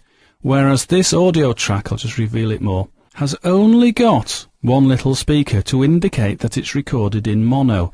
Now that's because my Canon G11, which is just really a photograph camera rather than a movie camera, but it's got the built-in movie format, should we want to use it, well, it only records in mono. No big deal, I don't suppose, for these examples. But that's the reason why it won't go to audio track 1 there. But if it does kind of irritate you having audio track 1 there and you don't want it, remember what we do, just right click and click on delete tracks there, delete audio tracks. Now the video tracks delete is grayed out. Now that's because, if you just look, now that's because there is only one video track available with something on it. There isn't a video track there that's empty, so clearly that will be grayed out. So I'll just click OK, and now audio track 2, which was our mono recording, has jumped to audio track 1 because the original audio track 1, the stereo track, had nothing on it, so that was deleted. So automatically our audio track 2 has been now moved to audio track 1. And that kind of helps me because I can see at a glance video track 1 and audio track 1 are linked. Okay, right, I'm going to leave it here for this tutorial, and we'll continue looking at this movie clip in the next tutorial. See you in a moment. I want to move on from the last tutorial where we looked at how to adjust some preferences in relation to how the timeline scrolls. Also, we revisited viewing options, in particular track styles for both video and audio tracks. We looked at how to adjust the thumbnail view, if you remember, that is contained on our video tracks. So in this tutorial, let's see how this visually helps us with a video clip. that is dramatically different at the end of the clip than at the beginning. I'll just bring in our video clip in the raw bin here. I'll bring in this bridge number 4 movie, drag it to the timeline. Okay, there it is. We'll just zoom into the program monitor now. And as you can see, at the beginning of this movie clip of a walk through the woods, past some ponds, over a wooden footbridge, which is the route I take when I take my girls to school in the morning and pick them up in the evening, of course. As you can see, the actual view at the beginning of the clip here is of these ducks just swimming merrily across the pond here. And if we go to the last frame in this clip, and we can do that by clicking on this button here, go to next edit point, and the edit point in this clip is right at the end. If I go to the end and just bring it back 1 frame, that you can see that I've panned the camera away from looking through this gap here at these ducks and down along this path here across the pond. I'll go back to the beginning. Now, you might be asking, how does this help us with the track styles and the thumbnails? Well, let's zoom back in onto the video track itself. As you can see in the timeline here, by looking at the track style view that we've got set up, the display style, we've got it showing as show frames so that we can see all the different frames as we move along across the timeline here. So right at the beginning there, we can just about tell that that's the view as we saw through the gap in the bridge, and right at the end over here, I'll just go to the end and bring it back 1 frame. Right at the end, we can see that we are looking down the path here. Just take it back to the beginning. Okay, so this view, this display style view of show frames is useful to us when we have a clip that does alter at the beginning from the end there. If we just had show head only, then just focusing on the actual clip itself wouldn't show us that the view at the beginning of the clip here at the head of the clip is any different than it would be right at the end, because we aren't showing the tail or any of the frames in between. Now, of course, what you could do is go to show head and tail, so we've got the head here, and we can see the beginning frames from the clip there, and we can see there is a difference if we look at the final frames here in the tail part of this clip. Now, notice what would happen if I were to split the clip right down the middle here, maybe about there, or perhaps about there, just as the camera is panning across. At the present time, we have the head showing here and the tail showing there as a frame. But if we get the razor tool and just split the clip, notice what happens. Of course, we get the first part of the clip showing the head and the tail there, and the second part of the clip now showing head and tail there. So we get different kinds of views for these different frames that are showing at that particular point. And let me just move that to beginning. And if we were to adjust this, let me just grab the first clip there at the end, left click, and just drag to about there perhaps, then the frame here would be dramatically different, perhaps not so much dramatically different with this clip, but it's possible that it could be dramatically different than the clip here at the beginning or the head of the second part of the clip. And I could drag that to about there perhaps, and then maybe drag these two together. And now if we focus in on this section here, where the two clips are joined or butt up against each other, then we can see once we start adding transitions, and we'll look at transitions later as we progress through the course, when we look at transitions, how the end of this clip looks and the beginning of this clip looks. So that might be useful to us when we are, as I say, making transitions, and it helps us just focus in without having to look at the program monitor up here. It helps us focus in on the timeline view and the actual clips itself. Some people prefer to work that way. Sometimes I do, in all honesty, and sometimes I prefer to actually work whereby I get everything correct in the source monitor first. As I say, some people prefer to not even use the source monitor and just use the timeline view and just focus on the frames here, the thumbnail views here, to help them ascertain where they would like the divisions to be made and the jumps from one shot to another. Okay, that should do us for this quick overall tutorial on setting the display style for our movie clips here. Okay, let's move on.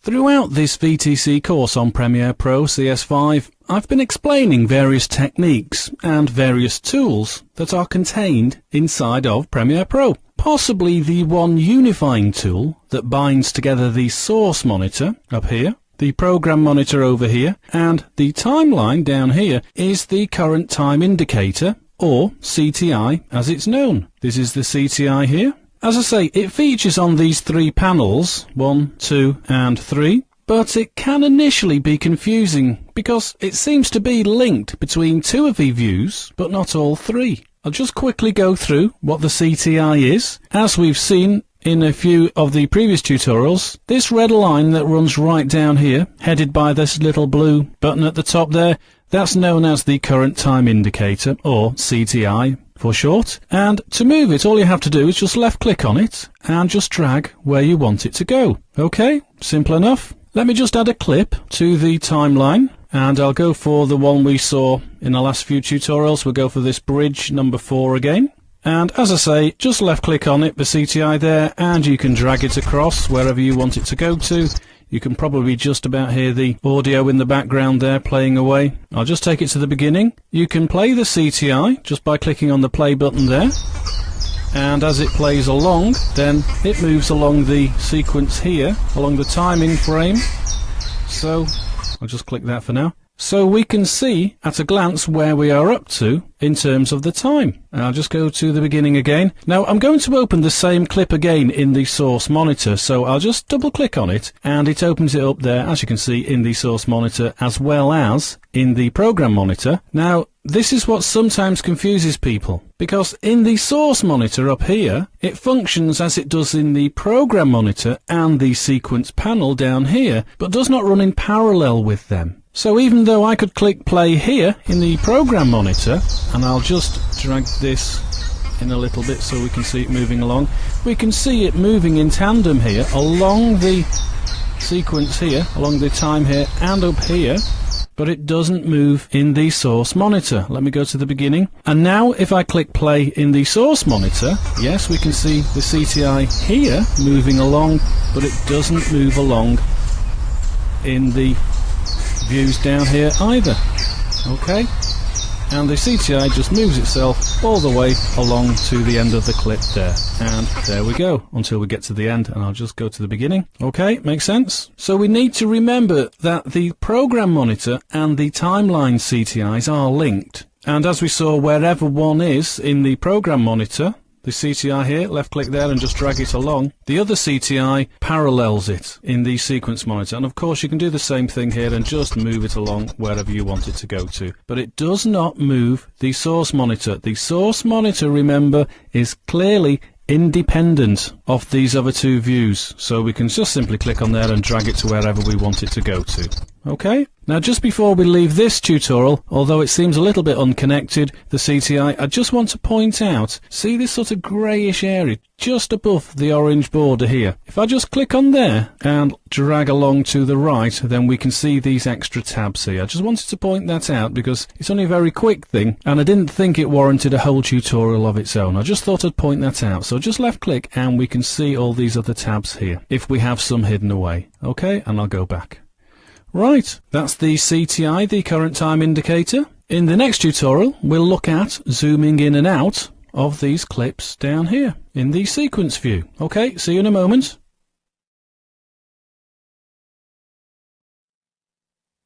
As is always the case with Adobe programs, and this is good, there are a number of ways of achieving the same goal. In this tutorial, I'm going to look at the ostensibly insignificant function of zooming in and out of the timeline, zooming in and out of the source monitor, and zooming in and out of the program monitor. I say ostensibly insignificant because zooming in and out is something you'll find yourself doing frequently. We've already seen how to set preferences for CTI scrolling by going up here to Edit, dropping down to Preferences, going across to General, and this Timeline Playback Auto Scrolling drop down allows us to change between No Scroll, Page Scroll, and if you remember, Smooth Scroll. I'll put it back onto Page Scroll and click OK.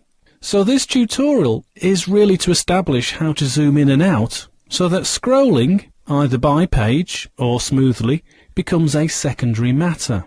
If we look down on the timeline and at this clip that we've used in the previous few tutorials of this bridge, this panning motion across the bridge, then we can see at this full view, this full resolution, that the clip is kind of tiny within the timeline here. So how do we zoom in to make this clip fill the whole of the timeline area across here? How do we do that? Well, as I said at the beginning, there are a couple of ways how to do this, and the first, I suppose, is if you go across here to, can you see this little button, this sort of grey button here? Well, this is called the viewing area bar. This grey bar that runs all the way across here is called the viewing area bar. And if we look up on the program monitor too, we've also got the same thing. Goes right across there, just above the actual timeline numerical sequence that runs along here. And in the same way as we see it in the sequence view here too.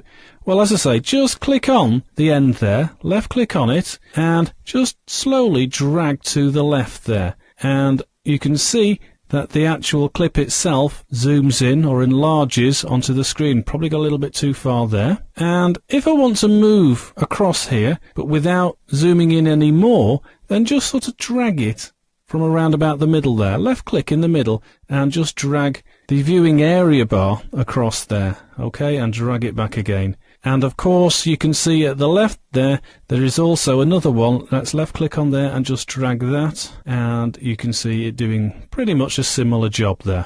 Okay, so now I can left click in the middle and just drag along there so I can move all the way across to the end of the clip there and back again. Make sense? Okay, I'll just left click and drag it out a little bit to about there. And I want to show you another method of doing this by going right down to the foot of the user interface. Can you see this sort of drag slider here? And there's a sort of icon there. As you roll over it, it says zoom out, and an icon to the right that says zoom in.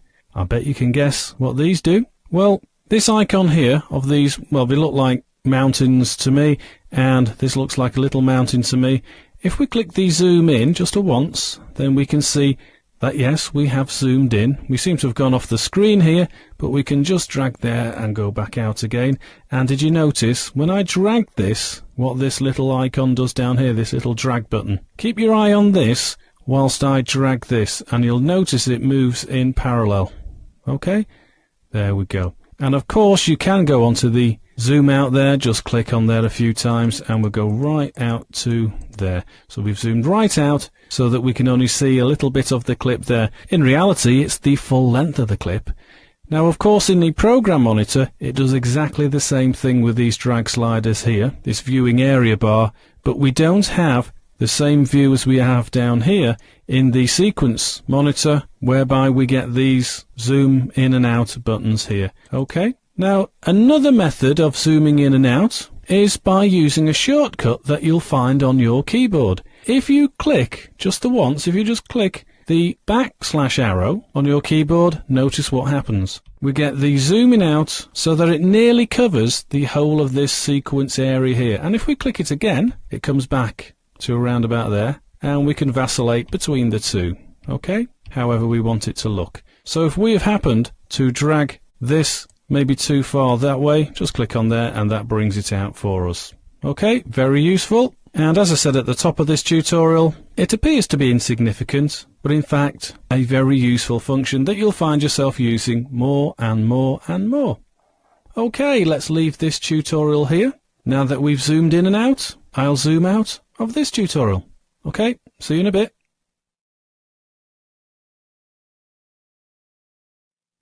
In this section of this VTC course, we're going to start getting more creative in that we'll look at how to use various tools to assist our creative process. One of the most obvious places to find tools to assist our creative process is up here. Can you see all these tools along here at the top left of our screen? Well, by default anyway, you might have undocked your tool panel and redocked it elsewhere, or even left it as a floating panel. Anyway, wherever it is on your screen, this is what's available. I'll look at the first three tools from left to right here in this tutorial, and in the next tutorial we'll pick up again with the remaining tools across here. If I roll my mouse over the first tool, you can see the tooltip there telling us it's the selection tool with a V in brackets there, and the V is just to indicate what the shortcut is. So for example, if I was on this tool instead, the slide tool, and I click letter V on my keyboard, notice what happens to the selection tool. It becomes indented there to say that now this tool, the selection tool, is the tool in focus at that point. Well, what does the selection tool do? Well, I'll just come down here to the timeline, and of course one of the things you can do with the selection tool is just click on your file there, left click, hold it down, and just move it to where you want it to go to. Okay, so you're just selecting that tool and moving it around. Essentially, the selection tool is just that. It selects that particular clip that we are looking at. If I click outside of the area there, it deselects it. Clicking on it again selects it. Okay, perfectly simple. The next tool along, this second one here, the Track Select tool, which can be accessed also by clicking A on your keyboard there. Well, the Track Select tool moves whatever is on this particular track, in this case video track 1 here. So if I just left click on it and move it, then that moves whatever is on that track. Now at the moment, because there is only the one clip on the timeline, it doesn't look like it's doing anything different than the actual selection tool here. So what I will do is I'll come back down to raw and I'll just add another track, another clip rather, to the timeline. I'll just zoom out so we can see it a little bit more clearly here. Now with the Track Select tool there, if I just click on the track there, any one of them, and just move to the right or forward in time, then we can see that both clips move at the same time, because we are allowed now to move whatever is on that particular track. Now if I just select the first clip and just drag it to maybe there, second clip I'll just bring it in a bit, so there's a bit of a gap there, and then go back to the Track Select tool, then if I left click on the clip there and just drag, then you can see we are moving everything on this particular track, even the space in between here, and I'll bring it back again. Whereas if I use just the selection tool and clicked on a clip there and moved to the right, it just simply moves that one clip there rather than everything on the track itself. Just move it back to the beginning and this one to about there as well. Okay, the next tool along is the Ripple Edit tool, and quickly accessed by the letter B on your keyboard, highlighted now. Let me just zoom in a little bit so you can see this space, or rather there isn't a space at the moment. I'm going to create a space, but this division between the two clips here. First of all, I'll just click the selection tool, and what I'll do is I'll just drag in this first clip to about there, and notice as I did that we left this gap, and I'll just do the same thing. I'll move this clip to the right there. So I've removed the end section of the first clip, and I've removed the first section of this second clip here, and we have this space in between. I'll just click Ctrl Z a couple of times to get it back to where we were. Now if I select the Ripple Edit tool and come down to the first clip here and just roll over the division there, left click, and as I drag to the left, notice what's going to happen. We don't get the space in between. The second clip butts up against it. Okay, and also up in the program monitor, notice what happens as well. I'll just go for the second clip this time. I'll just left click on it and I'll drag to the right. Notice as soon as I start doing this, then we get both clips showing in the program monitor at the same time. So this now allows me to move this Ripple Edit tool to wherever I want it to go, and I can see both clips in the program monitor there, which helps for fine tuning. Isn't that good? And as soon as I let go, there is no gap, as there was when we used the selection tool up here. Okay, we'll leave this tutorial here, and in the next tutorial, part 2 of the tool panel overview, then we'll look at some of these other tools that remain. Okay, see you in a moment.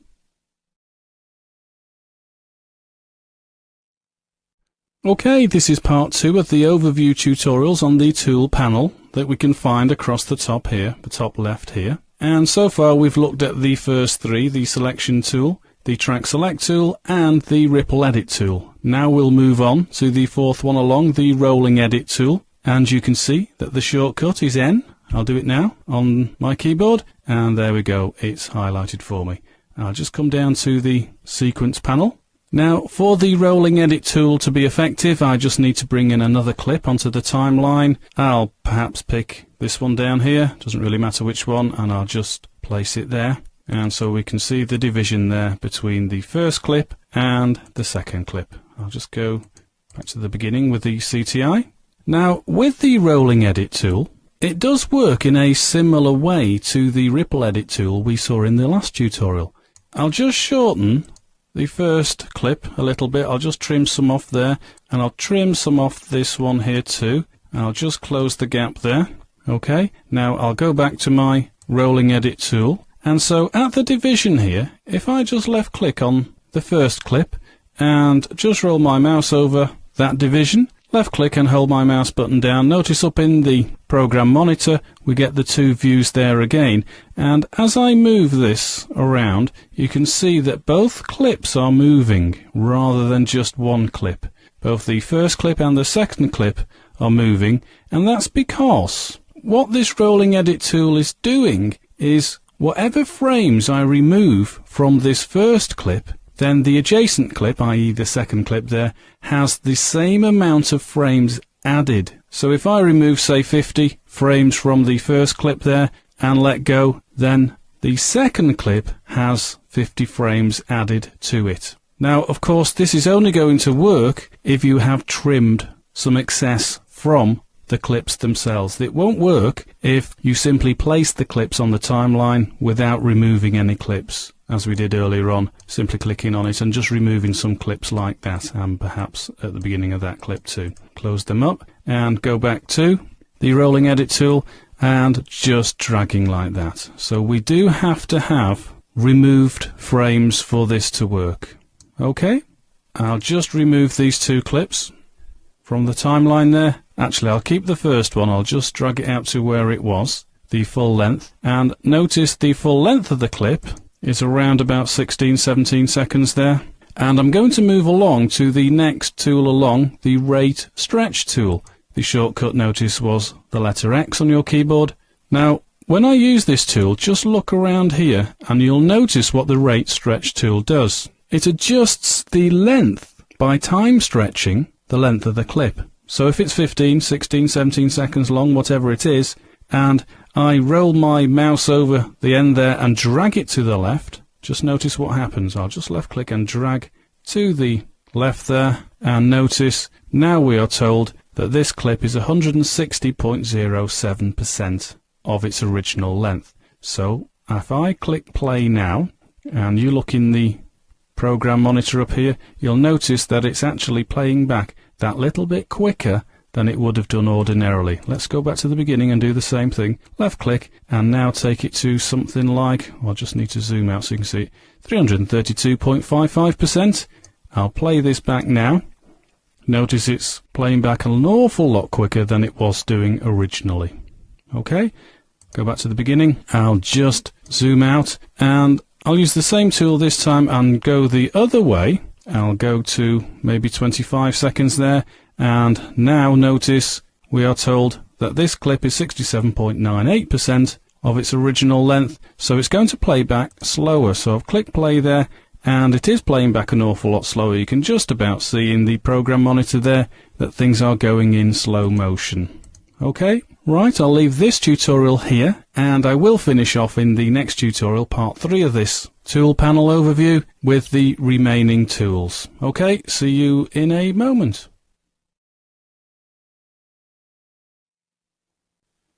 Okay, here's part 3 of this tools panel overview, and in this tutorial, this final part, part 3, I'm going to look at these remaining tools here. We'll look at this first one of the remaining ones, the razor tool. Shortcut C there on your keyboard, and all the razor tool does is we'll just go down to this clip on the timeline and just choose anywhere at random. Shall we go for 10 seconds there? And by clicking on it, it splits that clip in half, and we can split this any number of times, and essentially that's all the razor tool is. Okay, I'll click Ctrl Z on my keyboard to revert back to where we were, and we'll move along now to the slip tool, the next tool along. Come down to the timeline.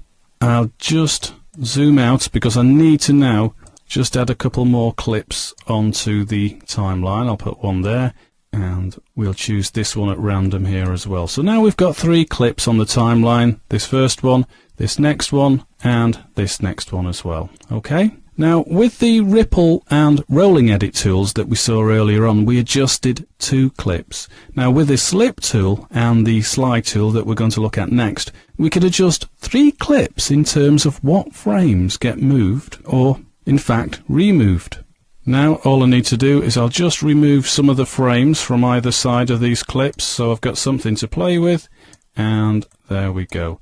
And I'll just close these gaps up very quickly there. And now, going back onto the slip tool, if I just roll over the middle clip there, for example, just left click on it, left click, hold my mouse down, and notice in the program monitor up there, we actually get 3 different views. We get a duplicate view at the lower portion of the program monitor, how we are adjusting that, and we have the first clip in the top left, a smaller version, and the third clip there in the top right. Okay, if I click on the last clip and do the same thing, then we can see the view does alter slightly, okay, as we use the slip tool to adjust where we want our edit point to be. Okay, I'll move along now to the slide tool, and I'll go to the middle section again, and notice this works in a slightly different way. I'll left click, hold my mouse down, and same thing, just drag to the left there, and notice the program monitor does show what's being adjusted in terms of the frames. But this time, if you look at the timeline, then you can see that this slide tool is doing exactly what it says. It's sliding that middle clip there over the top of the first clip, and perhaps with the third clip there we can do the same thing, left click, hold the mouse down, and just drag that and slide that to where we want it to go. Do the same thing with the first clip, left click, hold my mouse down, and just move that there. And as you can see, that little frame goes around where our adjustments are going to slide to. Okay, all good. I'll just remove these from the timeline, next 2 clips, and I'll just bring in, for convenience sake, this first clip once more. And we'll move across to this tool now, the pen tool. Now, one way of using the pen tool is by, first of all, creating a title. I'll do that now by clicking on title, new title there, and I'll just click default still. I know we've not really looked at titles yet, but we'll get to it. Just bear with me for the moment. Now, with the pen tool, as we can see them here as well, I'll just click on the pen tool there. Click once, maybe another time, click a few times, and as you can see, I'm making some sort of obscure shape there. And that now, if we save this and drag it in, the title there, onto the timeline, I'll just make a little bit more room so that I can move the title onto track 2 there. And as you can see, up in the program monitor, that shape now has been created for us with the pen tool. The hand tool here, if I just click anywhere, maybe here on the timeline, left click, hold my mouse down, and just move to the left, holding my mouse down, I can scroll to the future, as it were, and doing the same thing, I'll come back. Okay, so it's very easy to use the hand tool there to scroll around. If I go onto the actual time section up here, I can't do that because all that will do is move the CTI around. So I have to be either on the clip or in the space there. Okay, makes sense? Good one. And finally, the zoom tool up here, shortcut Z for zoom, I suppose. Just clicking on the clip enlarges it there, we zoom in. We did have a tutorial, if you remember, on zooming in and out. So this works in pretty much the same way. Now, if you want to use a shortcut to zoom the other way, just hold down the Alt key on your keyboard and notice the magnifying glass in the view there. There's a little plus sign. If you hold the Alt key down, it changes to a minus. So then that allows you now to zoom the other way. Okay, so you can move or vacillate between the two. Plus, minus, plus, minus. Plus to go that way, minus to go that way. Okay, so that's the tools up here in this tool panel. And we've just about covered pretty much what we can do with them in these past 3 tutorials.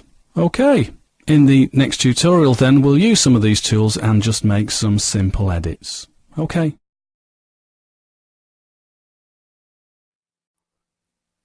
Now that we've had a good look around the tools panel in the last 3 tutorials, I thought it would be useful to look at making simple edits in this tutorial so we can see how the tools we've just looked at operate in the real world.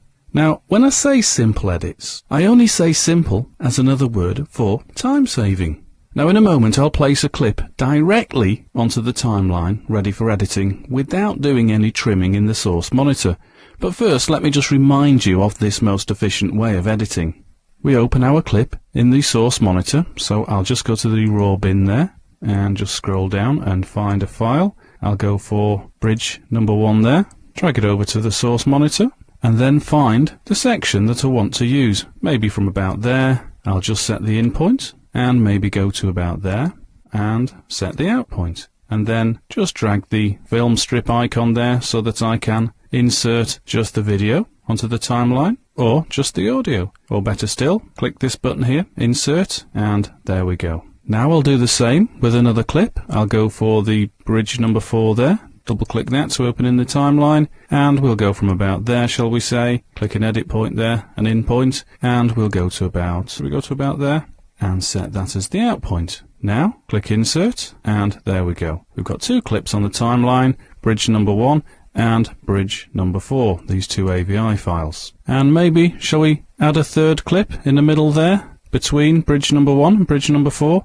Well, let's go for bridge number 2, perhaps, and we'll set an insert point, an in point there, and we'll go for an out point, maybe around there. Click insert, and there we go. We've got bridge number 2 in the middle, bridge number 1 to start, bridge number 4 at the end. Okay, so this is the method we've seen previously when we want to insert various clips onto our timeline. And if we want to use the slide edit tool up here, I'll just click that and come down to here. And perhaps I don't really want these clips to be exactly here, so I would just click on the middle click there and just drag to the left, and perhaps I want it to be there really. And maybe this clip here, drag to the left, and really I wanted it to be there, so that it finishes, all 3 of these clips, it finishes pretty much on 20 seconds there. Okay, so now we've seen this efficient method, we can move on to precise editing in the timeline. Why might we do this?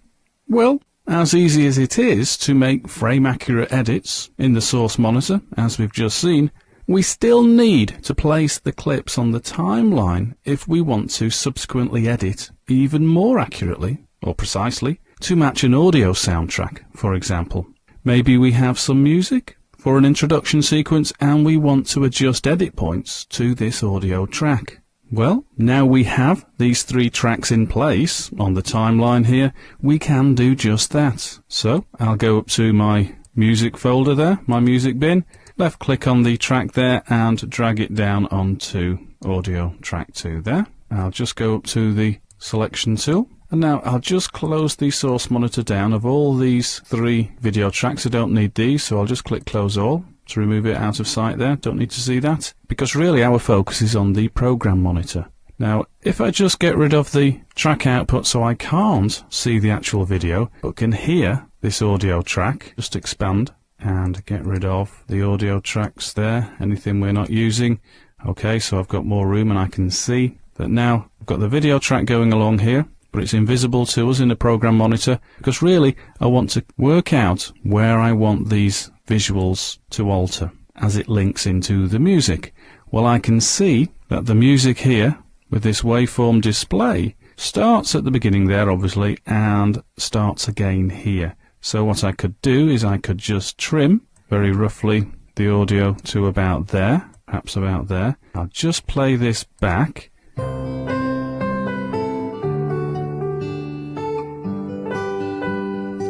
Just to make sure that I've got the edit at the end there correct. So let me just expand that a little. Oh, I can see I haven't. It's about to start again. Okay, so I'll just click stop. So now I'll just drag that in so I hide that section starting again. Let me just check. Okay, that will do us. So now I want these 3 clips to end at the end section there. So I'll just drag that in to the end. And perhaps I want where these clips are edited together, maybe I want these really to edit maybe on the beat exactly. Okay, so I'll just expand and go back to the beginning there. I'll just play it back.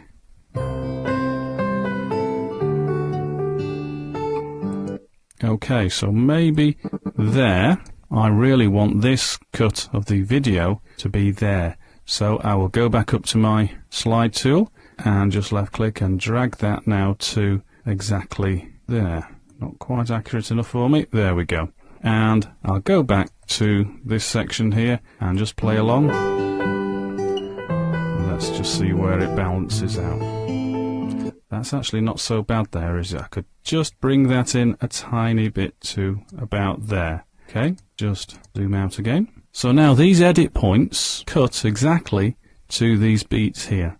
Now ordinarily, because of the type of music playing and the actual video of the footage, with it being a nature walk, shall we say, a country walk, then I would probably use a transition between these two clips just to make it blend that little bit nicer. Right, so now we've seen how we make these very simple edits, and as I say, simple only in that it helps us get a much more professional looking film. And so in the next tutorial then, I'm going to look at something called markers to make this process even easier. Because as we saw then, trying to get it absolutely accurate here was a little bit hit and miss, so that's what we'll look at to make our life easier. And of course that's what we want to do all the time, isn't it? Make our life easier when we are editing film so that we can get things done more efficiently and more quickly. Right, see you in the next tutorial on using markers. Now we're confident we can use different editing tools to satisfy our different editing requirements. It's probably worth having a look around at how we can save ourselves a whole heap of time when we need to cue a particular clip's edit point to a specific time or moment on our timelines. And this is where something called markers is used. What markers are indicators on our timeline or clip where we want to make something occur, be it a sound effect to synchronize with a particular visual on the screen, or a specific edit, possibly cut to a musical beat, or even a different camera view of the same scene of a church in the distance on a country walk, for example. Now there are three different types of marker that we can use. We can use a clip marker that adds indicators on the actual clip itself in the source monitor before bringing that onto the timeline. We can have a timeline or sequence marker itself. Or finally, we can have what's known as an encore marker for adding markers to Encore CS5. I want first to look at adding clip markers to an audio track. So for example, this one here, this music track that we've got here, I'll just drag in here so I can see the beginning of the file. Now I know I want a marker to indicate here on the audio file where the music comes in after this first portion of silence here. So I could simply just drag the CTI to the position I want it there, and you can hear it as I drag the CTI across where the audio begins. It's not there or there, not there. As soon as we start to hear the music there, then I know that that is the beginning of the audio. Okay, now see this button here where it says set unnumbered marker? Just click on there, and then now, even though you can't see it at the present time, that has now added your first marker.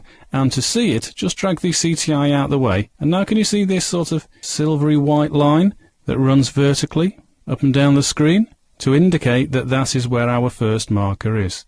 And you can see right at the top of it there is a similar symbol, although inverted to this one. This one seems to point down, this one seems to point up. Now, if I want to go to another point in the file where I want another marker to be added, I'll just expand this so I can see roughly where it's going to be. I'm guessing it's going to be around this point, but I'll just play the audio through until I can actually find where I want the audio to be.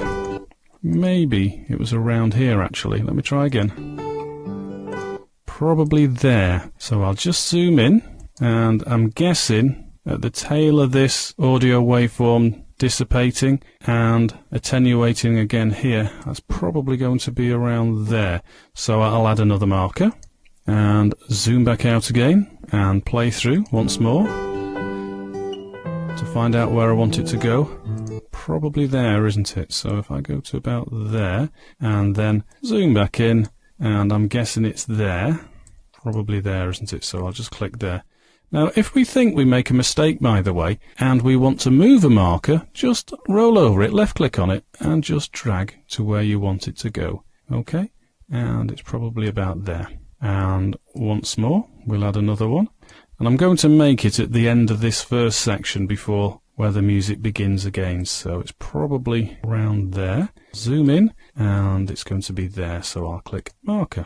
Zoom back out again. And now you can see that I've got 4 markers. And if I want to skip 2 particular markers, then just go down to this button here, go to next marker, click on there, and my CTI goes to the first marker. Then again, goes to the next marker, and again to the next, and again to the 4th one there.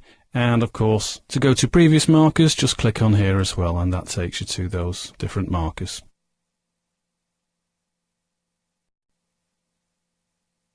Alright, so now I'll just insert this onto the audio track. I'll just grab it and take it down here.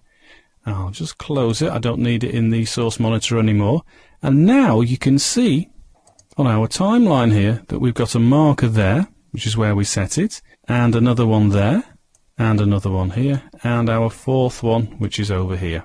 And of course now what you can do is, because you've set up these markers, you can add a video clip or perhaps some photographs or some title sequences, and you can very accurately bring those clips in as a video track and line them up to your clip markers. Now we've already got these clip markers here. Now perhaps I want another marker to be about there. For whatever reason, perhaps we want a title sequence to come in here. So what I could do is I could add another marker here, not to the clip, but to the timeline, by going to this button here, set unnumbered marker. Looks very similar to these, doesn't it? But notice now, it's not going to add it to the clip.